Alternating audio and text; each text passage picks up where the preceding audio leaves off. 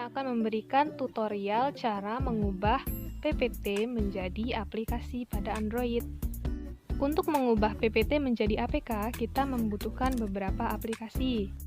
Aplikasi yang pertama yaitu ada iSpring Suite 9. Nah, aplikasi ini berfungsi mengubah format PPT dari PPT menjadi HTML5. Setelah format PPT diubah ke HTML5, selanjutnya kita akan mengubah format HTML5 ke APK menggunakan aplikasi Web APK Builder. Fungsi dari Web APK Builder ini adalah mengubah atau mengkonvert dari format HTML5 ke format APK. Untuk menjalankan aplikasi Web APK Builder ini, kita harus terlebih dahulu menginstal aplikasi Java. Pertama, kita harus menyiapkan PowerPoint-nya terlebih dahulu. Ukuran slide pada PowerPoint disesuaikan dengan ukuran layar pada handphone.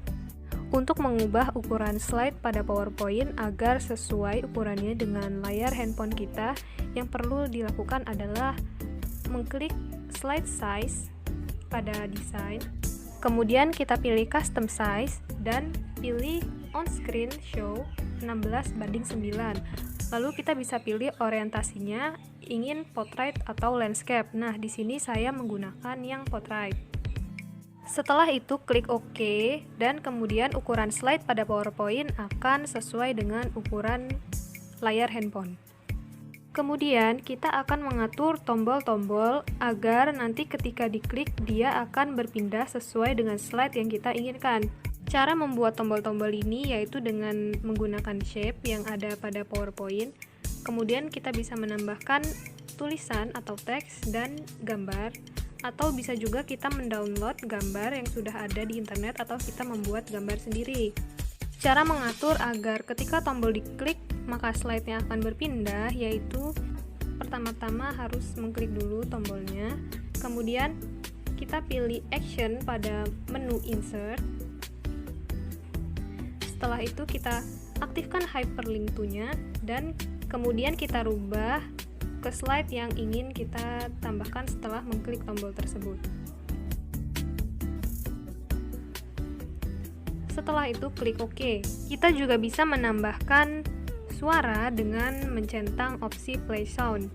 Kemudian kita pilih sound apa yang akan kita tambahkan ketika tombol tersebut diklik.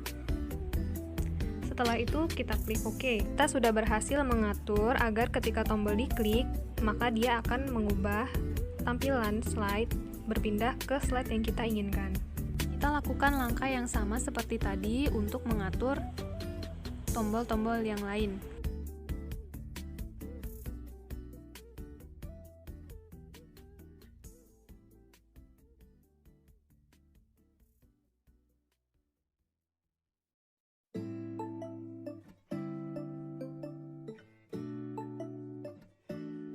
Kemudian, saya akan menambahkan video. Video yang ditambahkan bisa yang sudah ada di laptop kita atau kita bisa menambahkan video online. Pada kali ini, saya akan menambahkan video online dari YouTube. Nah, kita hanya perlu mengcopy URL video dari YouTube. Kemudian kita pastekan. Nah, ini video yang sudah saya pilih. Kemudian di-copy. Kemudian kita pastekan.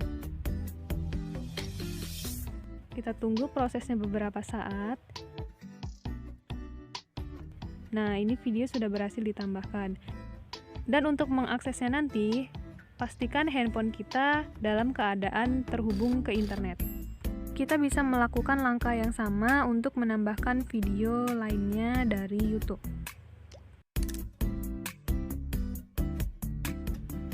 Kemudian saya akan menambahkan kuis interaktif yang dibuat menggunakan iSpring Suite 9. Nah, kita hanya perlu mengklik kuis. Oke, pertama-tama kita tambahkan dulu untuk slide identitas. Di sini kita bisa pilih opsional saja akan ditambahkan apa untuk identitas. Di sini saya ada 2, nama dan kelas.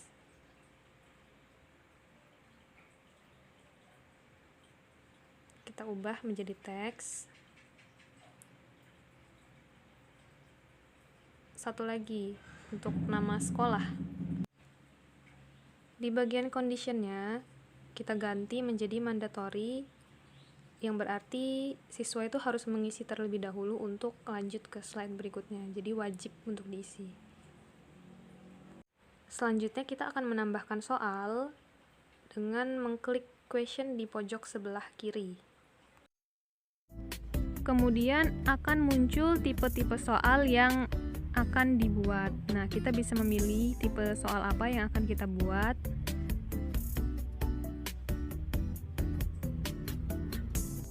Dalam soal yang dibuat, kita sudah menentukan apa jawabannya dan berapa skor dari tiap soal. Sehingga ketika soal sudah selesai dikerjakan, maka dengan otomatis nilainya akan muncul.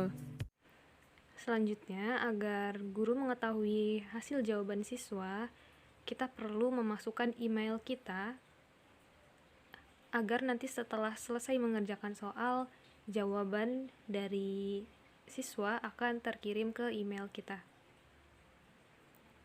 Kita klik properties, kemudian pilih bagian reporting. Selanjutnya kita checklist pada bagian send report to instructor dan masukkan email kita yang nantinya akan dikirimkan jawaban dari hasil jawaban siswa yang sudah mengerjakan soal. Kita juga bisa mengirimkan hasil jawaban siswa ke email siswa dengan mengklik send report to users email. Jadi nanti hasil dari jawaban siswa ini akan terkirim juga ke email mereka.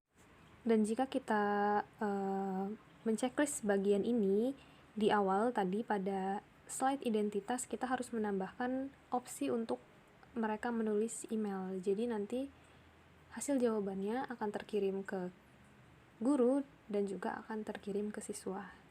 Jangan lupa mengklik save untuk menyimpan hasil pengaturan.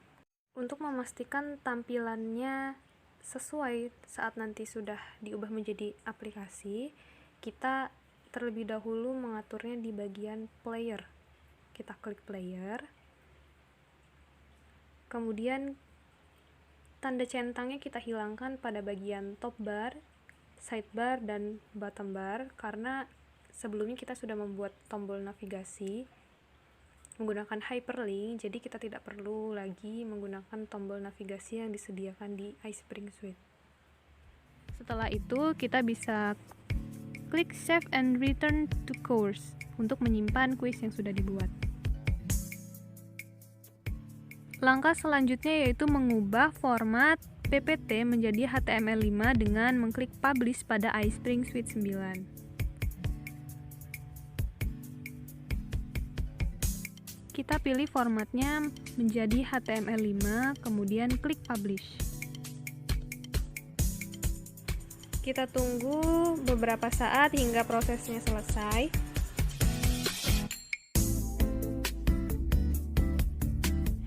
Nah, PPT ini sudah berhasil dikonvert menjadi HTML5. Langkah selanjutnya yaitu mengubah HTML5 menjadi APK dengan menggunakan aplikasi web APK Builder. Pertama-tama kita buka dulu aplikasi website to APK Builder-nya. Kemudian kita pilih local HTML website untuk memilih HTML yang sudah kita convert tadi, PPT yang sudah dikonvert menjadi HTML. Selanjutnya kita atur nama APK, ikon APK, dan lain-lain. Setelah mengatur semuanya, kemudian kita klik Generate APK untuk mengkonvert HTML menjadi APK. Kita tunggu prosesnya hingga selesai.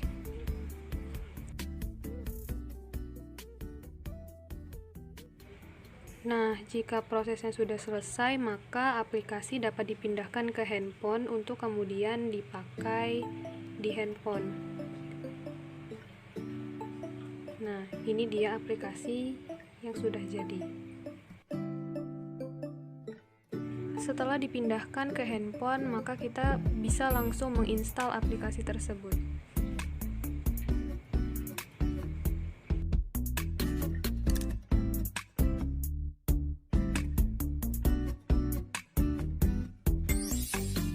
Ini dia tampilan aplikasi setelah diinstal.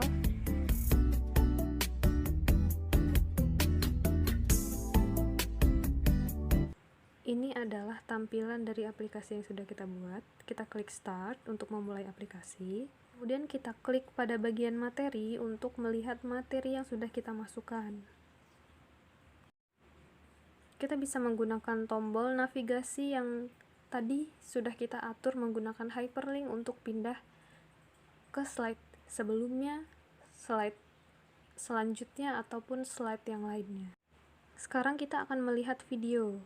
Pastikan untuk melihat video online, handphone kita harus terhubung dengan internet. Kemudian kita bisa langsung play saja videonya dan menonton video yang sudah disediakan. Kemudian kita kembali ke menu awal dan ke menu latihan. Untuk mengerjakan soal, kita pilih Start Quiz. Dan sebelum masuk ke soal pertama, kita harus terlebih dahulu mengisi identitas berupa nama, kelas, dan sekolah yang tadi sudah kita buat.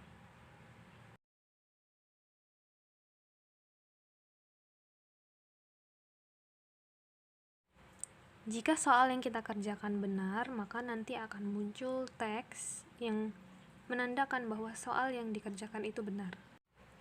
Dan jika soal yang dikerjakan itu salah, maka akan muncul juga teks yang menandakan bahwa jawabannya adalah salah.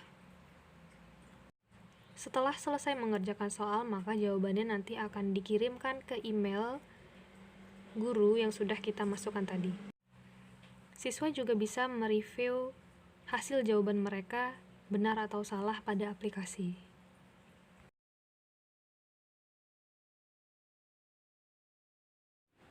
Dan yang terakhir, guru bisa melihat hasil jawaban siswa beserta skor nilainya dengan mengecek email yang tadi sudah dimasukkan ke dalam aplikasi.